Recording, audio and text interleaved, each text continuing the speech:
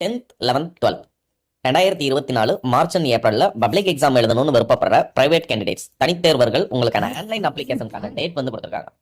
மொத்தமே பார்த்தீங்க அப்படின்னா 12 நாள் தான் கொடுத்துருக்காங்க. அதில் 3 நாள் வந்து ஹாலிடேஸ் வந்துடும். அதனால முடிஞ்ச அளவுக்கு இந்த வீடியோ உங்களுடைய ஃப்ரெண்ட்ஸ்க்கும் மறக்காம ஷேர் பண்ணிருங்க. உங்களுக்கு தெரிஞ்சவங்க யாரும் பிரைவேட்டாக இந்த வருஷம் அப்ளை பண்ணணும்னு நினைக்கிறாங்க அப்படின்னா அவங்களுக்கும் இந்த வீடியோ ஷேர் பண்ணிருங்க.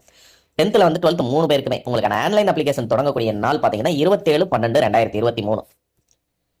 அதாவது இந்த மாதம் 27ஆம் தேதி உங்களுக்கு ஆன்லைன் அப்ளிகேஷன் தொடங்குது. அது முடியக்கூடிய டேட் பார்த்தீங்க அப்படின்னா உங்களுக்கு 10/1/2024, அதாவது ஜனவரி 10 உங்களுக்கு ஆன்லைன் அப்ளிகேஷனுக்கான டேட் வந்து முடியுது.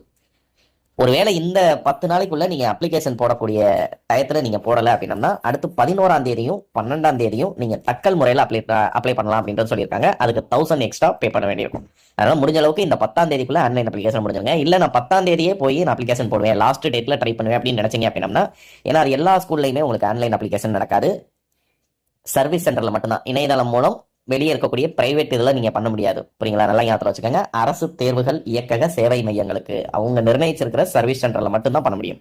அந்த சர்வீஸ் சென்டர்லாம் எங்கெங்க இருக்கும் அப்படின்னா, ஏதாவது கவர்மெண்ட் ஸ்கூல், ஒவ்வொரு டிஸ்ட்ரிக்ட்ல இருக்கக்கூடிய ஏதாவது கவர்மெண்ட் ஸ்கூலில் வந்து அவங்க அலாட் பண்ணியிருப்பாங்க. இல்லைன்னா இணையதள வசதி இருக்கக்கூடிய ஒரு எய்டட் ஸ்கூலில் சர்வீஸ் சென்டராக அவங்க ப்ரொவைட் பண்ணியிருப்பாங்க. அதனால உங்களுடைய மாவட்டத்தில் உங்களுடைய பகுதியில் எந்த இடத்துல அந்த ஆன்லைன் அப்ளிகேஷன் நடக்குது அப்படிங்கிறத ஃபர்ஸ்ட் விசாரிச்சுக்கோங்க. விசாரிச்சுட்டு ஆன்லைன் அப்ளிகேஷன் ஒரு நாள் விசாரிங்க, அடுத்த நாள் வந்து பண்ணுற மாதிரி இருக்கும். அதனால முடிஞ்ச அளவுக்கு கொஞ்சம் இயர்லியராகவே ட்ரை பண்ணிடுங்க. ஒருவேளை நீங்கள் அதுக்கான பேமெண்ட் எவ்வளோ அப்படின்னா, 10th பொறுத்த வரைக்கும் நீங்கள் எக்ஸாம் ஃபீஸ் வந்து 125 பே பண்ணணும். அதுபோக அடிஷனல் வந்து ஆன்லைன் அப்ளிகேஷனுக்கு 70 rupees 195 வந்து பே பண்ணுற மாதிரி இருக்கும். அதே மாதிரி ஹையர் செகண்டரி ஃபர்ஸ்ட் இயர் பார்த்தீங்க அப்படின்னா உங்களுடைய எக்ஸாம் ஃபீஸ் வந்து 185 ஓவரால் சேர்த்து 70 வந்து ஆன்லைன் அப்ளிகேஷனுக்கான ஃபீஸ், டோட்டல் வந்து 255 வந்து பே பண்ண வேண்டியிருக்கும்.